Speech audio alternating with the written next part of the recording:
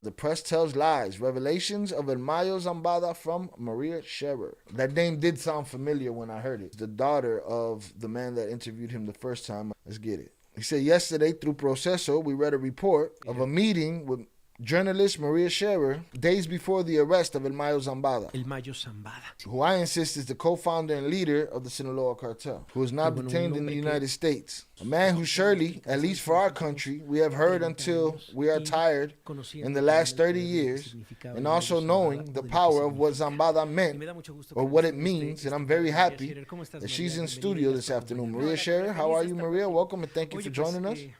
She said, happy to be with you. He said, the truth is that I found the chronicle that you are publishing right now wonderful. We're going to share it through our social networks. I know that in all the newsrooms, the headline is, what will he say? What will you give us in your chronicle? So many things about a figure like Mayo Zambada as relevant as his use of language, as the photos, that he's surrounded by quotes of Mahatma Gandhi. Oh, it's a puff piece. It sounds like it's going to be a puff piece. She's going to tell me how zen Mayo is and how God-fearing. And there's going to be somebody in here that's going to defend it. Psalms 91 on one of the walls of his house. The pain of not having his children. This guy sounds like everybody the day that dude got kidnapped. He did it for his children. He missed them. He wanted to see them. In short, it seems to me that what you did is a very interesting profile of a person.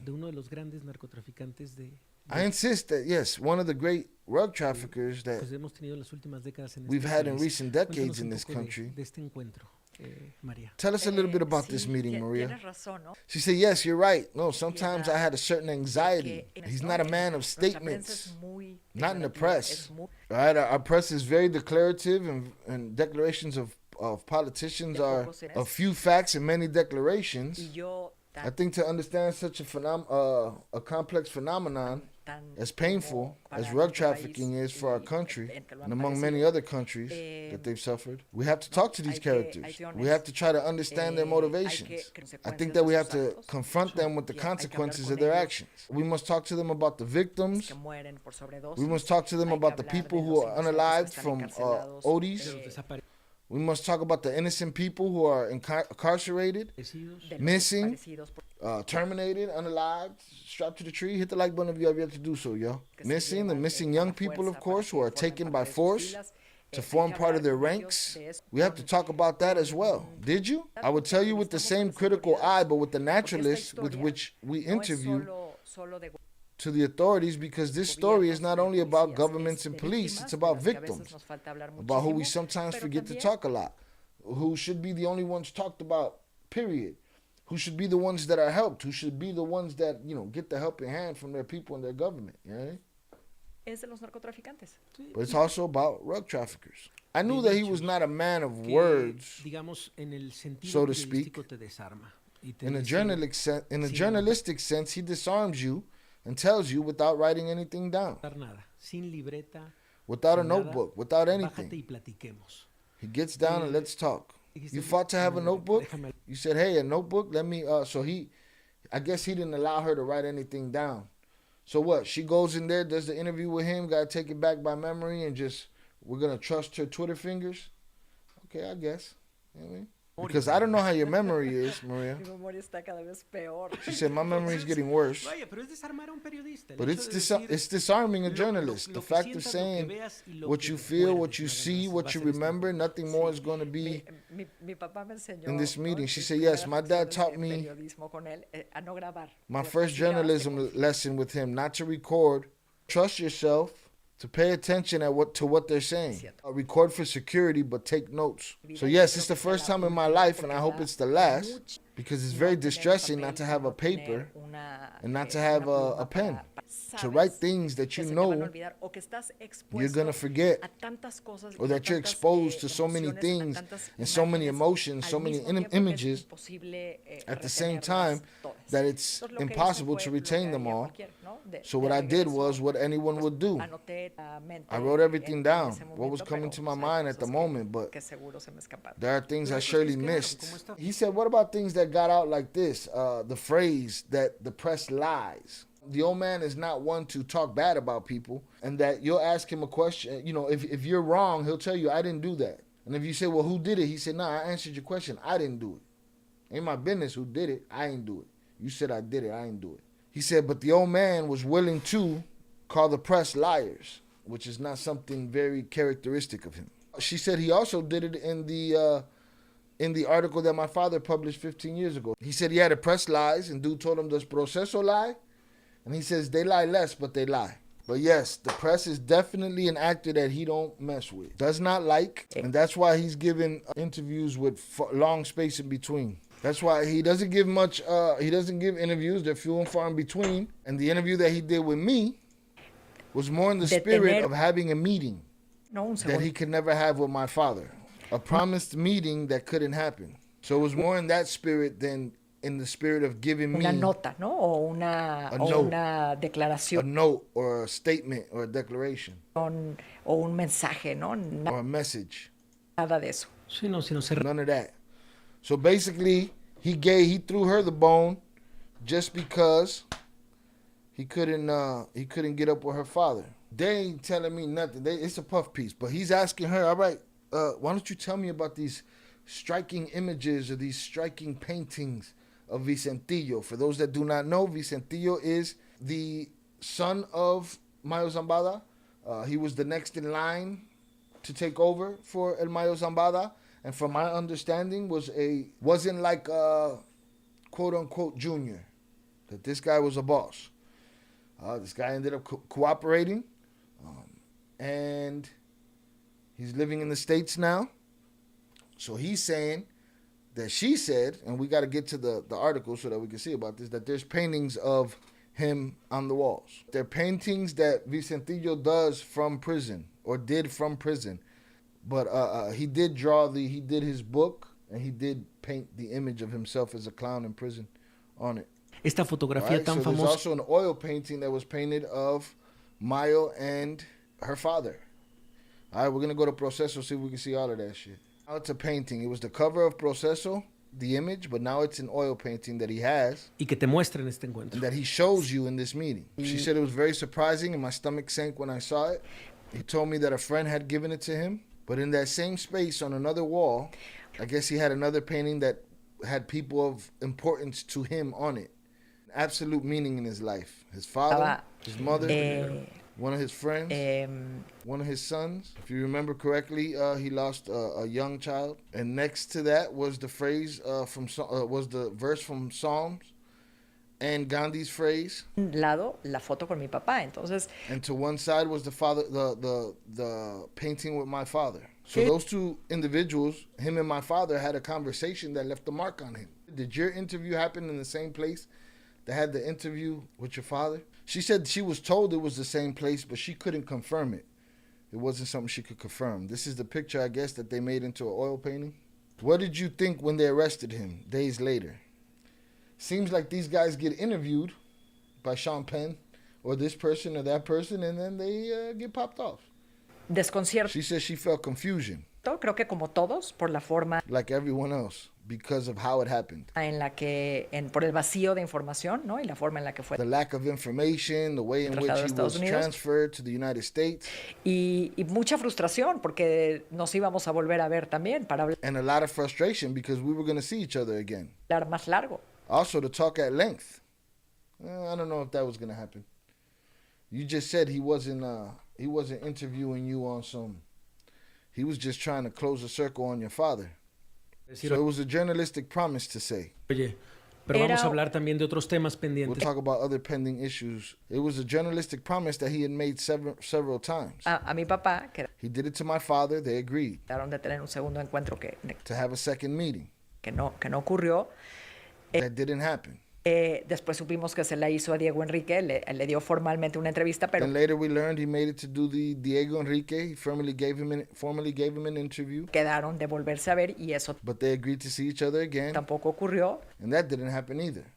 Y me pasó también a mí, ¿no? And it happened to me too. So the man is not one for second sit downs. It's safe to say that the man scans you before interviewing with you before moving forward in trust. Que no es impulsivo, ¿no? Que He's not impulsive. Piensa con quién va a hablar y que piensa. He thinks about who's he going to speak with. ¿Qué va a decir? Piensa que no va a decir. Exacto. And he thinks what you're not going to say. ¿Y qué habla? Nítida. He said he doesn't like when a topic is imposed on him.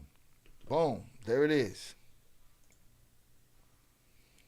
All right. There's old man Scherer with El Mayo. At that interview, this is an oil painting. He got up in his crib. Right? You guys are getting an inside look at Mayo's home. At least what he calls his home. Who's this back here? That's his youngster that passed. I don't know. I see a cow up here. It's a fucking cow up there.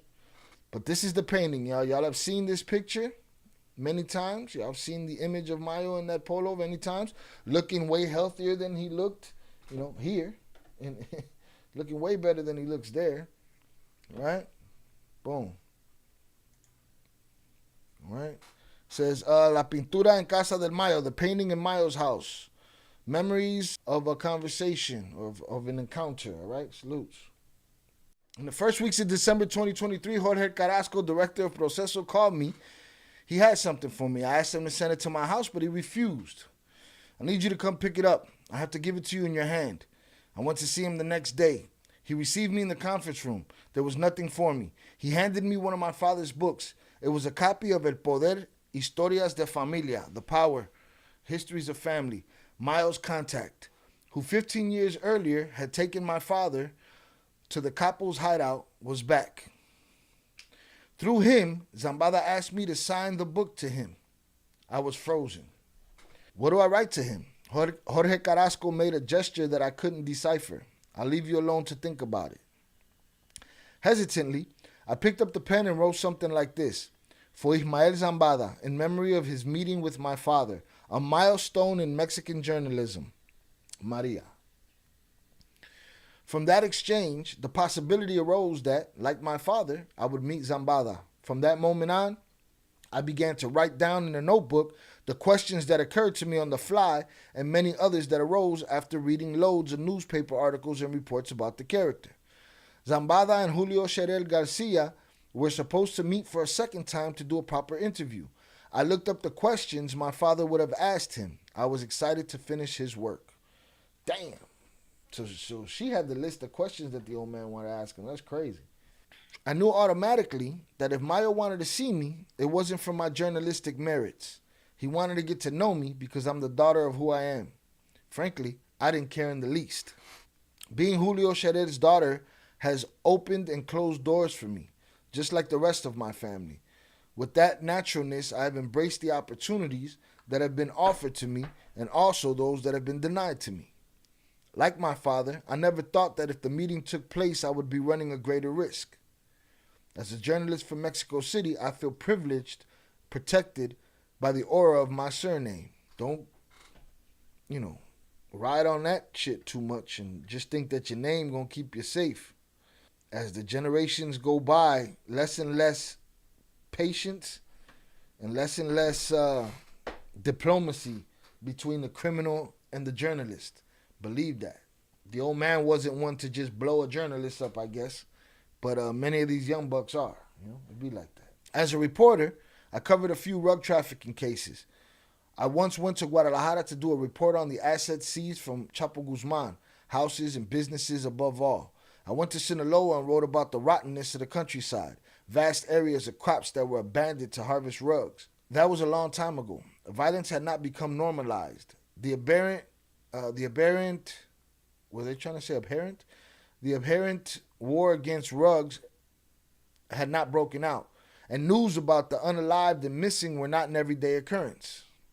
That was before the hugs, no slugs, before the first Mexican woman won the presidency, despite the fact that during the previous government, bloodshed had been brutal, even in states that were previously, if not peaceful, then quite quiet. There he is right there looking pissed off. Man, they got me, man. My godson turned on me and they got me, man. The war on rugs cost the PAN the presidency of the republic. Negligence forced the PRI to hand over the band. This has become an editorial on her political beliefs and ideologies. I want to get to the conversation, which again, I'm sure is very puffy. No Diddy intended. You know what I'm saying? Very puff piece-ish. Like, look, he got a painting. Now, what do you think? Y'all think he pulled that painting out of the basement and put that painting right there because he knew she was coming, or that painting's there all the time? Or is he just cold at what he does and he was able to pull a move on her and disarm her by having a painting, an oil painting of him and her father right there at the front door when she walk in? How convenient. The convenience of that shit is crazy. The war on rugs cost the PAN the presidency of the Republic. Negligence forced the PRI to hand over the band. Morena's apathy in its lack of strategy cost it nothing. Militarization was celebrated as if it were not the battalion left in the last trench. We'll still pretend that this war is not lost. I didn't know if I would return from this trip and be able to better understand the violence that is spreading and intensifying in Mexico. Well, it's increased since that day, dear. But I would better understand who one of its protagonists is and how he thinks. Ismael Zambada. Above all, I wanted to interpret the strange relationship between Julio Scherer García and Mayo. I knew what Zambada gave my father. I was missing the other part of the story. 3 or 4 times a week on Sundays without fail, I would visit my father. On other lucky days, we would bump into each other in Proceso. That February afternoon in 2010, some of my sisters were with him in the library of his apartment, full of memories of my mother. With the wide and bright view of La Ola Park, we ate together. And after dinner, my father dropped a bombshell. He had received a mysterious message at the magazine's editorial office. Ismael Zambada wanted to see him to talk. My father asked for a week to think about it. It only took a couple of days for him to make up his mind. You got to think, for the old man, it's like, hey, first of all, I'm a renowned journalist. I have decades behind me of journalistic integrity, right? It probably didn't take him long to figure out, like, it was in him to go do that interview. It's just something you can't turn down if that's what you do. He would meet the intermediary at a specific place on a day and at a time agreed upon by both of them. Then he would go into some mountainous area to interview him. Really? Yes, he was serious. He didn't know where he would go, when he would return, and he couldn't tell us who would drive him. But don't worry, I'll be fine. We knew it was useless to ask my dad not to take the risk. No one would have dared anyway. It wouldn't have been fair to deny him such an opportunity at that point in his life. He passed 80 years old. Shit, he was trying to do what he does. He left. For the next few days, my brother and I waited anxiously for him. We called out to each other. That's another thing. You're not only sending your old man out there, you're sending your 80-plus-year-old old man out there to go to some montaña to talk to some dude that, been holding it down for decades. He left. For the next few days, my brother and I waited anxiously for him. We called out to each other. Do you know something? Nothing. My father returned days later, exultant. He told us some details of that unusual conversation and locked himself away for several days to write. Restless. I get it. He slept little, but was full of energy. On April 4th, 2010, he published the memorable chronicle with the biggest rug trafficker in Mexico. The edition of Proceso was sold out as copies were reprinted and displayed on the shelves. Weeks passed. My notes began to get old. 2024 arrived and Carrasco and I still had no news. I thought the matter had been brought to a head. Between the moment the contact appeared and my father flew north, only a few days passed. In my case, time passed until I even stopped thinking about Mayo. At the beginning of July, the intermediary appeared again at Proceso.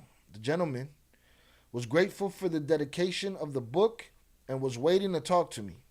We proposed a very close date, which was accepted without incident. I got my notes back and regained my excitement.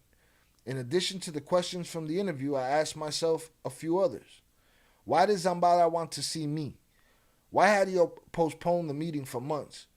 And what did he want from me? What did I want from him? I think that man knew that one way or another, whether they do something to me or not, there's a chance that I don't come home from that mountain at that age. She said, I leave for Mexico City Airport very early on a Sunday. Even though it's summer, it's cold, I'm wearing a thick jacket over a closed sweater, a light t-shirt underneath, jeans and hiking boots that seem appropriate. I don't know why. Maybe because I don't know what ground I'm going to step on, literally and metaphorically. We chatted non-stop with the contact during the wait and the flight. Then we landed. A person was waiting for us in the arrivals areas, tall, stocky, and surly. He told us to follow him. There was also the intermediary, the same one who had guided my father, with whom he went and came back in one piece. I am certain that I will also return intact. All that certainty, boy. Better relax. Hit the like button, y'all. We board a car that takes us to a shopping center. After a short wait, another vehicle pulls up. A recent model pickup truck. Perhaps out of nervousness, I asked one question after another and prolonged the conversation with the new driver who, in contrast to the first, is extroverted. Our eyes are not covered, but it makes little difference to me. The arid, dry landscape stretches for miles. Besides, I'm a city dweller. I find it difficult to distinguish a hill from a mountain. I get it. The van meanders through places that are too similar to each other. The speed varies, so it's difficult to try to calculate how far we have traveled. Besides, I think, why? I'm not going to say where I was, so I stopped trying to measure time and dedicate myself to observing the surroundings, to look for something that catches my attention, and to talk to our interlocutors. I don't know how much time is left, and I don't plan to complain. I didn't have to wait a night, like the two journalists who were with Zambada before me, Julio Scherer and Diego Enrique Osorno. I didn't have to spend a sleepless night anxious on the eve of the meeting. Every minute that passes is 1 minute less to meet Mayo. In his account of this meeting with Ismael Zambada, Osorno invokes Julio Scherer as one implores a saint to intercede for one to avoid difficulties. I do the same. It's not an easy interview. Mayo is made of smoke. 3 times the armed forces have been close to capturing him. 3 times he's escaped. He's lived hidden, outside the law, but with danger breathing down his neck. Drug traffickers like him arouse curiosity, but peace is not possible without their help. It's not at gunpoint that they're going to be subdued. We journalists are obliged to know, to report on them. Osorno argues that journalism is personal. This story is for me. Julio Scherer García was a man who had an impact on people, for better or worse.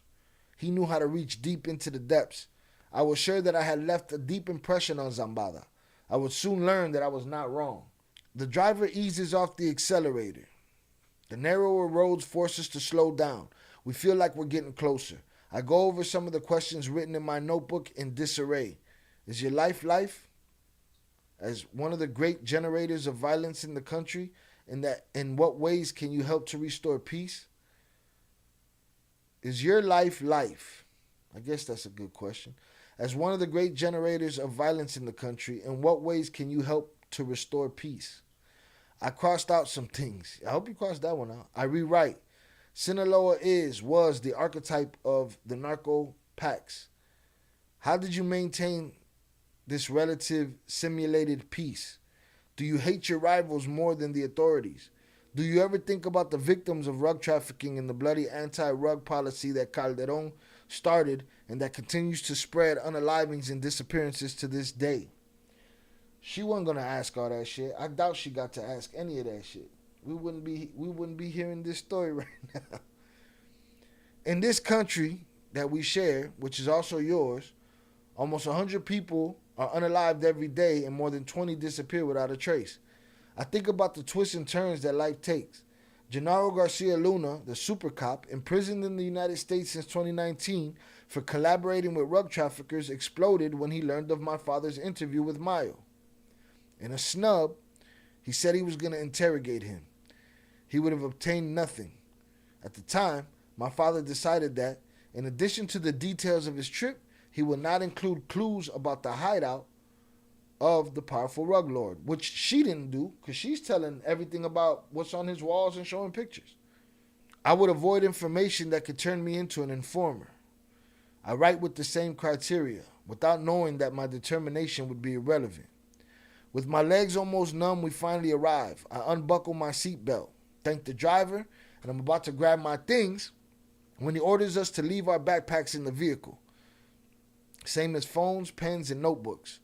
The instructions make me uneasy. We stop in front of a gate. The sun is shining directly at us.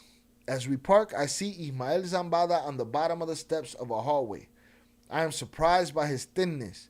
The most recent photo of him was the one he took with my father, which shows a corpulent and provocative man. He described him as a strong guy, over 1.80 meters tall, with a body like a fortress. Of course, more than 14 years have passed. He is now 74. Ismael Zambada is wearing pants and sneakers and a Boss brand polo shirt.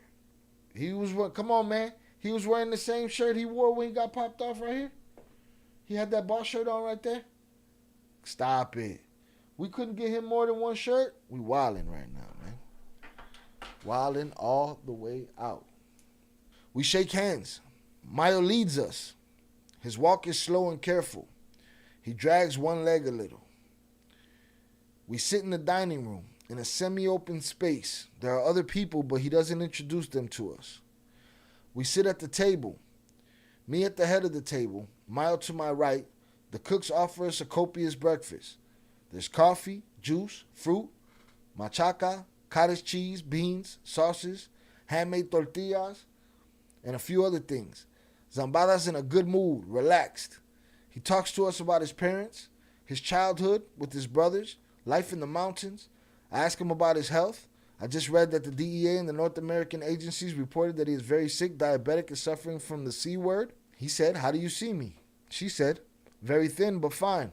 What happened to this leg?" She a whole lot of question-making ass journalists through the door. "What's wrong with your leg? Why your leg gimpy over there, man? What's wrong with your leg, man? Your leg leaning a little bit. What's going on? You're not looking good, man. You look better in the picture of my father, man. Huh? What's wrong with you? DEA told me you was kicking the bucket." "Very thin but fine. What happened to that leg?" He said, "Do you want to see?"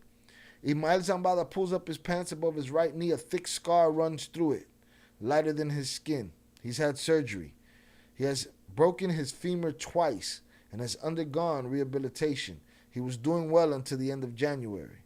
"What happened?" "I lost my balance. I fell. I have to start therapy again. The doctor was just here."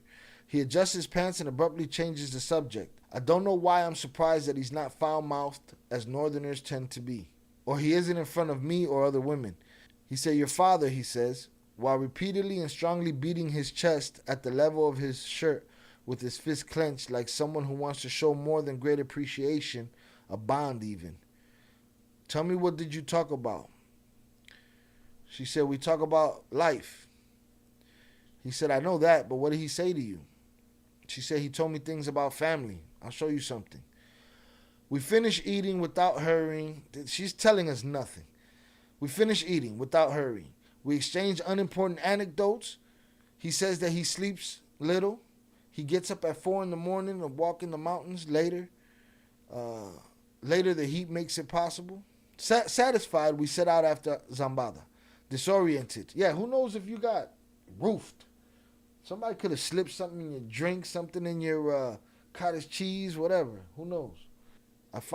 Disoriented, I follow the others through a ranch of fruit trees. In front is a small one-story house. Its owner opens the door and gestures for us to go ahead. We enter a hall. To the right, 2 black and white photographs stand out. They are his parents. Facing him on the left, there's a painting of a man, my compadre, not El Chapo, he points out. Below, framed, is a phrase by Mahatma Gandhi about pacifism that I do not retain, and Psalm 91, which refers to trust in God's care. You could have probably looked up the Gandhi quote. I am immediately shaken by what I see. On a light-colored wooden easel, a colorful painting with thick strokes depicts Zambada, my father, the former's hand on his shoulder. I am disturbed. I don't know what to say. I managed to ask, "Who made it?" He said, "A friend gave it to me." "Why do you have Gandhi here?" I stammer. He said, "Because I'm a pacifist." Come on. Really? Who's a pacifist? She said, "You?" He said, "I am. I'm just protecting myself." Okay, I guess. Peace is not said, peace is made, Zambada replied to Osorno in their meeting. In these times, it is not said, but less made. We go into a simple room with high chairs. If I lean back, my feet barely touch the carpet. Zambada and I sit in the largest chair, a 3-seater. I look at a much better done painting, also of the Mayo. He is wearing the same clothes as in the famous photograph, a brown polo shirt, jeans, and a black cap. But in this one, he's posing alone. My father does not appear. She said, in that one was painted by Vicentillo, his son. All right, so this is one of the paintings that Vicentillo did from prison. Maybe. For the next 2 hours, I ask all the questions I had prepared, plus others that come up on the fly. Ismael Zambada dodges most of them. Others he answers in monosyllables.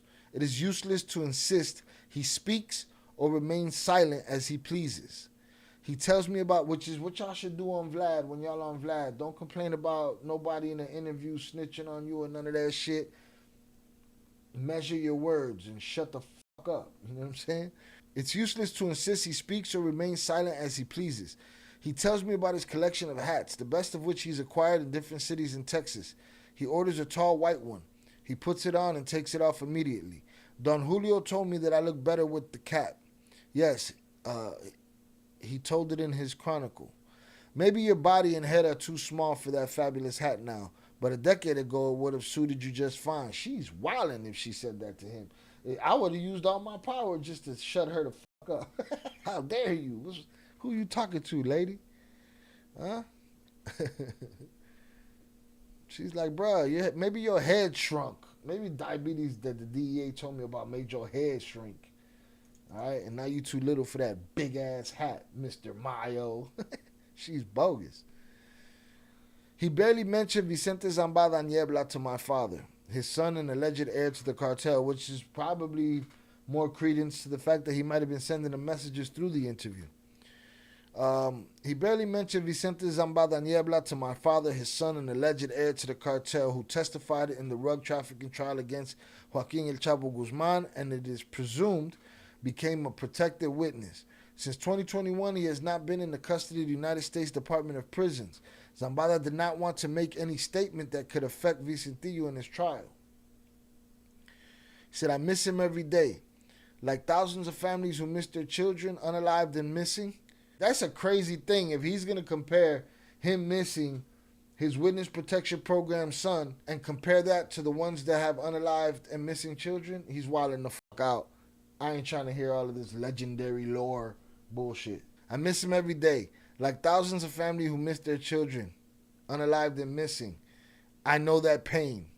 Mayo talks about his ranches without grandiloquence. If you didn't know anything about him, you would think he was a wealthy farmer and rancher. Fetty Wap, no, that's for sure. You won't find a single little shop that belongs to me here. Fetty Wap is very dangerous. He has no clue what a napped kid feels like, facts. And the stores in Culiacan and the laboratories that have been dismantled in various areas of Sinaloa, they're not mine. Whose are they? I tell you they're not mine. So there you go, very direct. People don't like direct. She knew it was coming. Zambada shrugs and changes the subject. He describes the cattle that graze on his land. Really, honestly, do these guys, being who they are, really think people want to come there and talk about their fucking cows? It sounds so strange to me that these guys want to tell they want to tell about their life and their cows. But don't you understand what brought these people here to talk to you anyway? No? I don't know. I don't get it. It's like they don't know who they are. And it's probably the case. He describes the cattle that graze on his land, his crops on the countless acres that belong to him. If we return to the subject of rug trafficking, it sounds like something alien to him. Yeah, he's playing games. At one point, he offers a mezcal from Durango. Without interrupting the conversation, he pours the alcohol into 3 small glasses from a glass bottle without a label.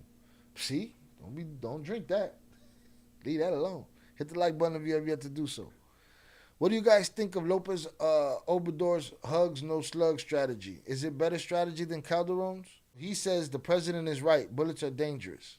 How involved is the government with drug trafficking? How strong is the relationships between the two? She is wild and she's I need the no Vaseline ice cube drop right there, boy. Here's the thing.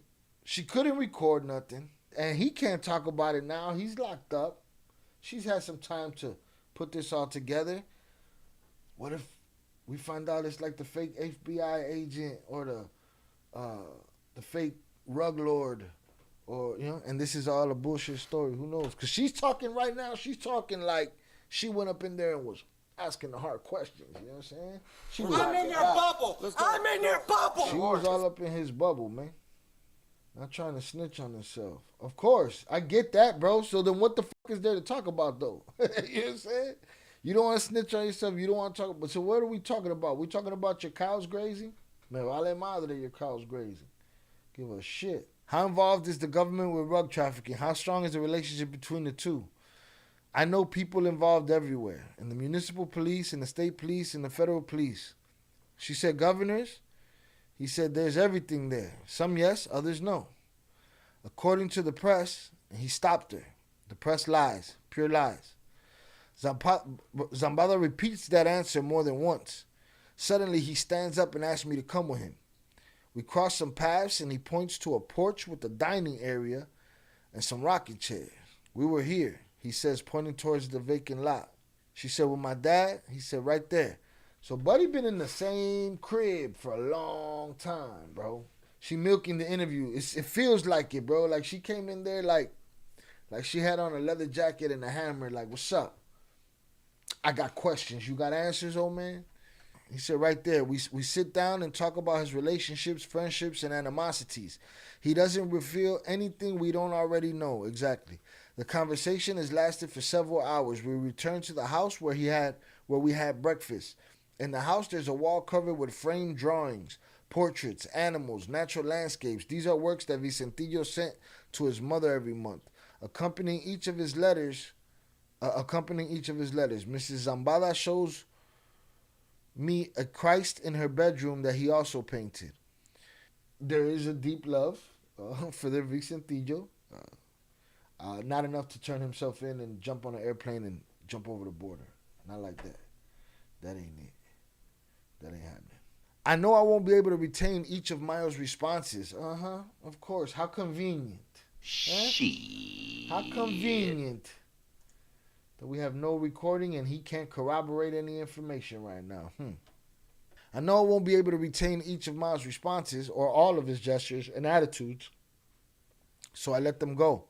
I asked him if the life he has led has been worth it.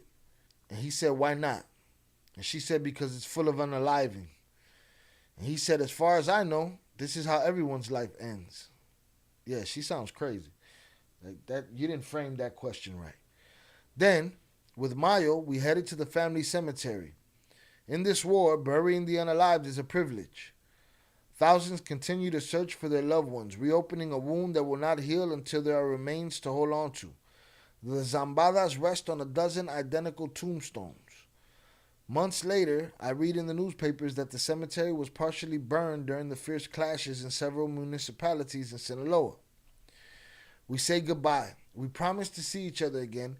Then he will give a long interview. Did you like the tamales? Of course. I'm going to send it to him. 2 weeks and days later, on July 25th, 2024, Ismael El Mayo Zambada is abducted and transferred to the airport in Santa Teresa, New Mexico, after a shadowy operation carried out without the knowledge or consent of the Mexican government. I will never see Mayo again, but I have another part of the story. Vicentillo was imprisoned in Chicago, and the American authorities made him believe that his father and his criminal empire were about to collapse.